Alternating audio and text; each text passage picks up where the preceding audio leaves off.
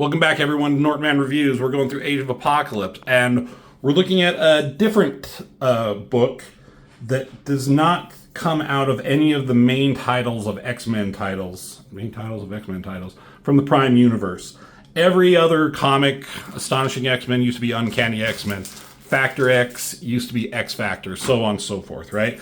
This is X-Universe. This is not a comic that came out of anything, and it only has 2 issues as opposed to the 4. And this shows what happened to a lot of the other characters in the Marvel Universe in the Age of Apocalypse. The Age of Apocalypse is an X-Men centric story. All the other titles were not affected at all. They didn't shut down if they did this today, they'd probably shut down the entire Marvel Universe and reboot it and do all sorts of crazy shit. But this is just a new title that kind of gives you a brief glimpse of the rest of the world. So, based on a story by Scott Liddell, Terry Kavanagh does the script, and Carlos Pacheco, I don't know how to pronounce it, penciler. And he is an extremely good artist. And I just had a thought. Never mind. And I think this was the first I had ever seen of his. He's done some other stuff later in life. He did some stuff in X-Men. He did stuff in Avengers. But I always kind of liked his art in these issues. I don't know what his first work was, but this was some of his early stuff. And as you can tell, there's smudges on this. This is also a victim of the Great Flood. But this is kind of interesting. You got all these Marvel heroes, and who are we going to focus on at first? And it's Gwen Stacy. She's dead in the Marvel Universe, but she's alive in the Age of Apocalypse. And she's going through this, refugee camp. Is this Wakanda? Let me look at something. Bristol, Muir Island, Wundagore Mountain. Just trying to look at this map to see if it shows where they're. I think they're in Wakanda. As you can see, Wakanda is supposed to be prosperous and everything, but Age of Apocalypse is all shit. Let's say it's Wakanda. Yeah, it says she remembers the fairy tale of Wakanda before the Age of Apocalypse. So, this is just, she's trying to help as best she can. She's giving out medical supplies. Good anatomy on the legs here. All this detail. Oh, yeah, there's this fucking statue. They're definitely in Wakanda.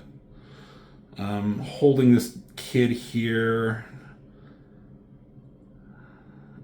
It's just kind of sad. His mom needs him. It's a fake apocalyptic story, but a lot of places in the world, this is exactly what happens, and we don't think about it if you live in the United States or wherever. Anyways, let's get back to the fun stuff. So she's going through, and then something explodes, and I think this kid fucking just died. Yeah, there's his hat. So. This is just sad. She's already sad. She's already crying before the explosion happens.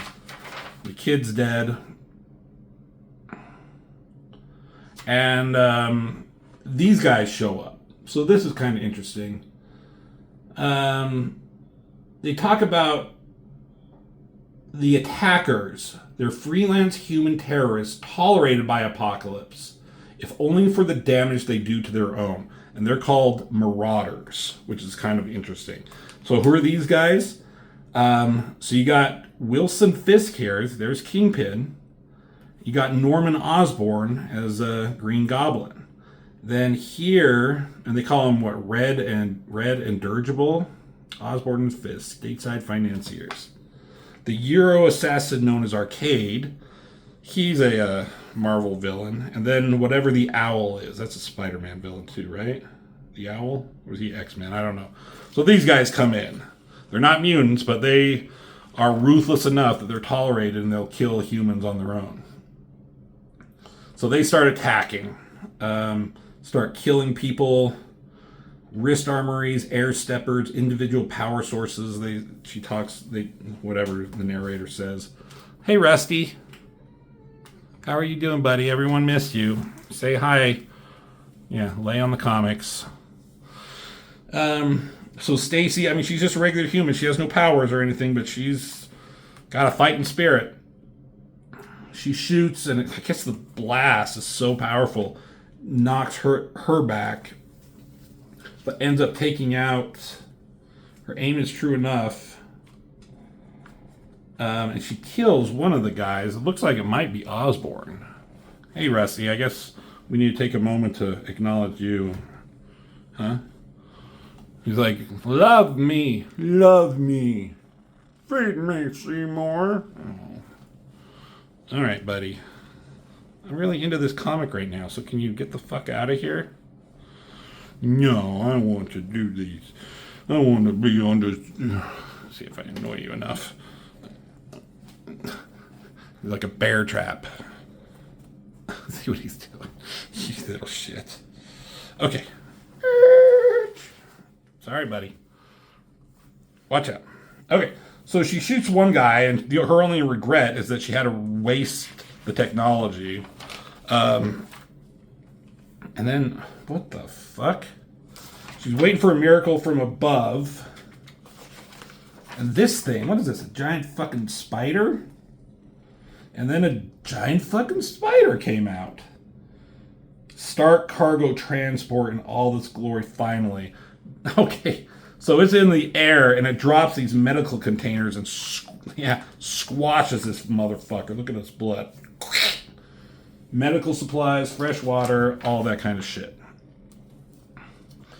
And so here we got Tony Stark, Iron Man, and we got Clint Barton who's piloting it.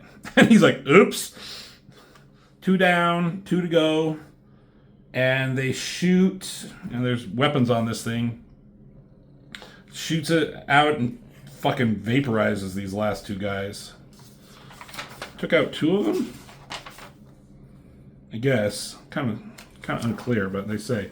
See, this takes place later in the series because they're already introducing the end of the series in X-Men Omega. We'll get to that. It's going to be a while. That's going to be the final one we look at. So Stark takes out those fuckers. It lands. He comes out. They're getting their supplies. Talking with Gwen Stacy. But she doesn't know who he is. She's like, 9 other steps, stranger. All cool art here. I like the shading on this thing as it comes down in the background. I like her face. This picture of her. God, look at this. Look at this cat. He's just like grabbing onto me and biting on my wrist. Hey, you were doing it. Don't act innocent, goddamn cat. You know you were fucking biting on me. As soon as I show everybody, you're like, I'm just innocent. I'm the cutest kitty ever. I never do anything wrong. Yeah, I almost murdered you this morning. I did not want to be woken up. All right. So, they're still in an apocalyptic world, and they still don't trust each other, her especially. And then she's asking, where's Ben? I guess we can kind of guess who that is, who she's talking to. But then this guy comes walking out, and it's a doctor, Dr. Donald Blake, which we know was the alter ego of Thor in his early days. He turned into Thor. But in this world, he never found the stick. He never got to have Thor's powers, so that's why Thor's not around, I guess. So these guys know each other. Like, you look like hell, same to you. Give each other a hug. And this is a cool shot of him. He has a limp. He has a cane there. Classic Donald Blake. He has, the long hair and the beard like Thor.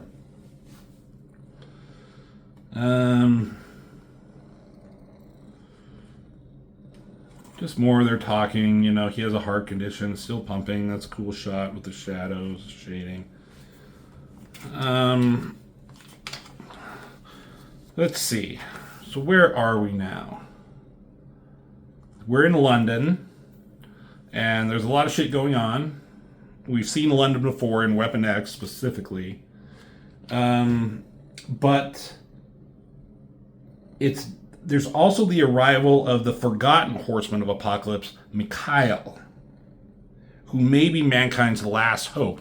So the four horsemen was Holocaust, who's in Astonishing X-Men, Abyss in Amazing X-Men, Mr. Sinister, who's in Factor X and wherever he's at. And then the fourth one is Mikhail, and he is Colossus's brother. He was introduced in the Prime Universe early on in Whilce Portacio's run of Uncanny X-Men. That was when, sorry, straightening the camera. That was when the Jim Lee era took over.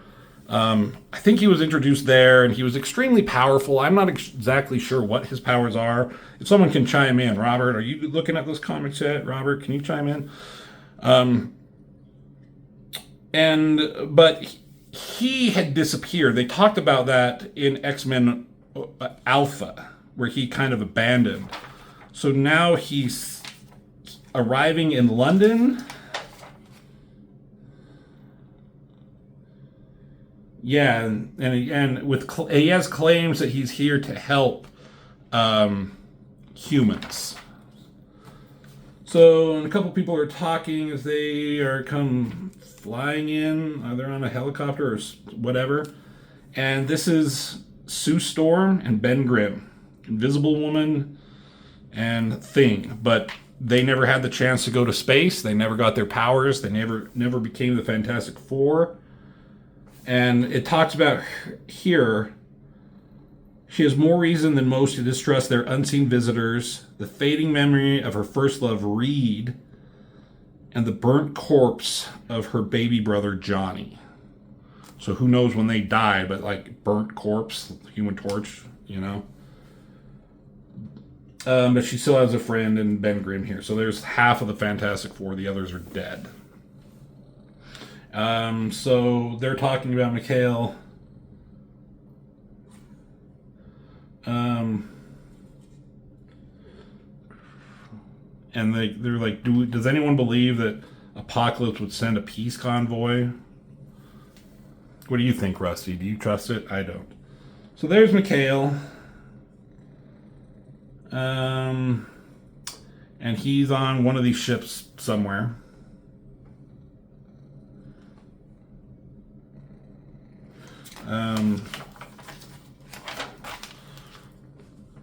And he has this assistant. And if you can probably guess who this is, that's Matt Murdock, Daredevil. And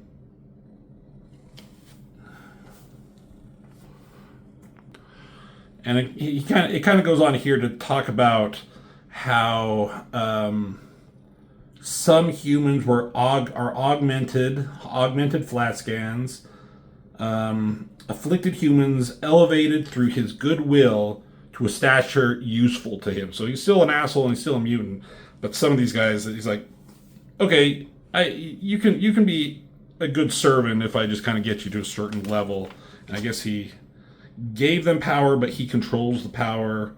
So I don't know. And he's like, try to remember exactly who gave you your second sight.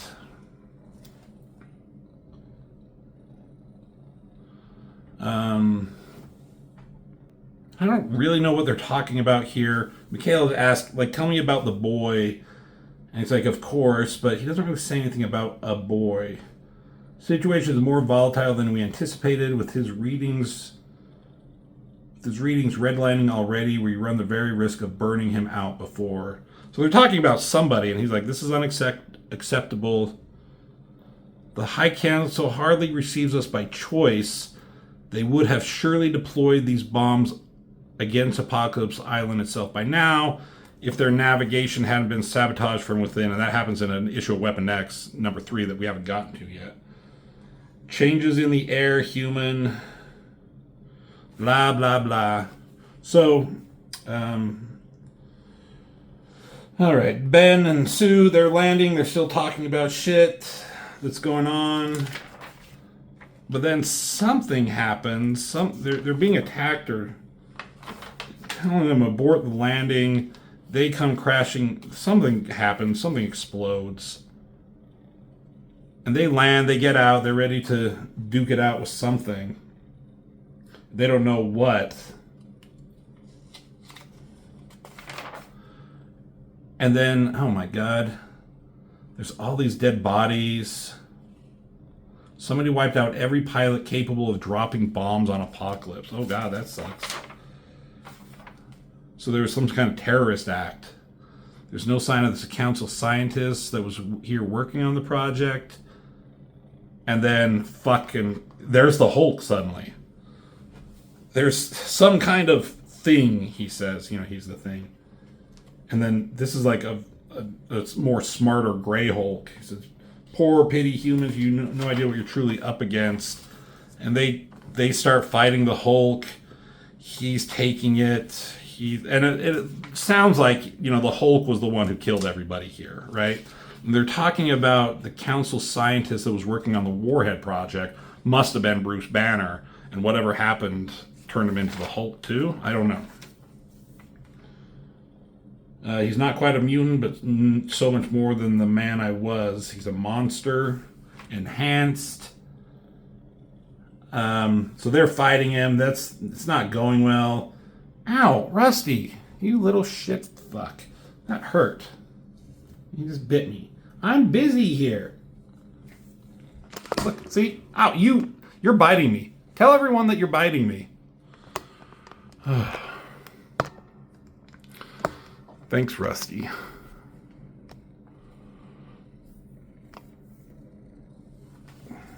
So, Sue Storm takes the opportunity here and she fucking shoots off his goddamn ear. How that works with the Hulk, I don't know. That fucking freaks him out. He throws her off. He runs. He stumbles out in pain. But the dead body's cushioned her impact. They're like, that guy could be back any second. We got to get out of here. We got to find Dr. Banner, but they found the Dr. Banner here. He reverted back. And he's like, don't hurt me. And there's like his ear bleeding from the ear. And they don't fucking put two and two together. Like, don't worry, the creature's gone.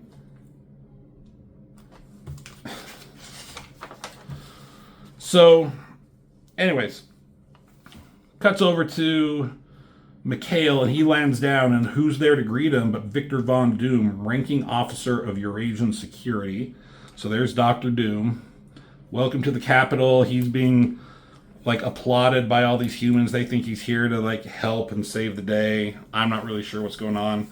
He's, you know, reveling in their love, giving a big speech here. He's talking, this nation is, he's going to bring a new union of power and peace, mutant man, a new nation under my protection. And yeah, and they got this guy up here. I think this is the boy they were talking about. And, you know, here you got Gwen Stacy, Iron Man, Donald Blake. They're in the background kind of listening to this. And they're not quite trusting Mikhail and what he's spouting, this speech. But the rest of the crowd is. And he's talking about, gesture of good faith, I freely open my doors to Dr. Blake, his entourage, to prove we have nothing to hide. And so those guys, like, they go up there to look in on it, to go in there. Von Doom, Stark, and Stacy, Doctors Blake and Banner, Ben Grimm and Sue Storm, players and pawns alike. And then the door shuts behind them, so they're on the ship.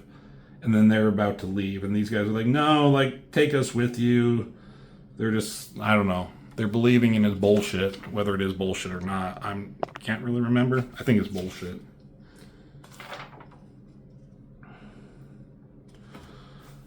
All right, I had to read this for a second to, like, kind of find out what's going on. So he gets this one group aboard, and then he takes off. And Ben Grimm is like, why are they all freaking out? Like, they're acting crazy down here, like they're missing out on something. And then he kind of goes on. He starts being villainous here. He starts talking about a fruitless struggle that you guys can never win. And Gwen Stacy's ready to fucking like shoot his ass down. But Von Doom says like, hey, hold on a minute, American. Considering that we're in a place that we can't get out, and we have surrounding guards, state of the artillery, we have to hear what he has to say. Mikhail's like, oh, ever the diplomat. He says, young Stacy's right to be concerned. By week's end, the howling dogs at the gates, meaning all the humans below, are going to tear themselves apart in an ever-growing emotional frenzy of their deepest desires, fed by my little pet empath. So I guess this guy is feeding empath. This is the boy they were talking about. I'm not sure who he is in the main universe. Like, he is just feeding into the crowd of all, like, their craziness that's going into it. He starts talking about how tonight is about death, and you guys have all faced death. You've shared the song and dance, glimpse behind the ugly truth. You know death too well. And you all sensed death scent most strongly here, drawn to it like a moth to a flame. Ironic that the handful who might have opposed me, those who resisted to Emmanuel's most powerful promise, instead are delivered directly into my grasp. It's like those who could have stopped me are there, like, delivered to me. He's like, it's ironic. And then Ben Grimm is like, yeah, real ironic. That's one way to look at it. So I don't know if, like, these guys meant to be here because they know he's up to something or not. I'm kind of confused with the book. Cool art, though. Cool concept with all these different humans. And there's only 2 issues of this, so the next issue will be the final one. And then here it goes, like, there's a membership roster of the Human High Council. Just kind of talks about a couple of these. There's T'Challa, killed in action. He was an inevitable target of Apocalypse. There's Frank Castle, Punisher, missing in action.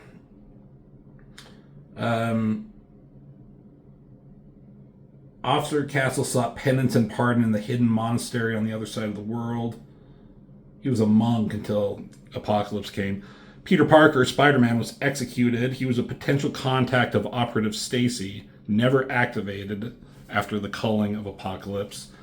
Then Reed Richards and Johnny Storm. Renowned for his genius, Dr. Reed Richards was one of the earliest escapes from the Manhattan Island, along with Ben Grimm, Sue Storm, and John Storm. He attempted to evacuate a full contingent of human refugees in his own experimental transship, but a young saboteur interfered with the launch, and Dr. Richards and young John Storm apparently sacrificed themselves. And then Namor, killed in action. Let's see. He was the first of a few breed to humanity and the last to fall in the scourge of Apocalypse. So he just died. Then there's a map of Eurasia. There's Muir Island, Sentinel Processing Plant, London's capital of the Human High Council. A few other things. So there's that book. X Universe, kind of cool to see what the rest of the Marvel Universe is doing inside the Age of Apocalypse. So, we'll be doing some more of this. We'll finish up this one. I think there's also X-Men Chronicles, which shows some stuff in the past that we might look at too. So I'm going to try and do all of the Age of Apocalypse stuff to the best of my ability. So, hit that like button. Talk to me in the comments about what you liked, if you read this issue or not. And, as always, I'll see you in the next video.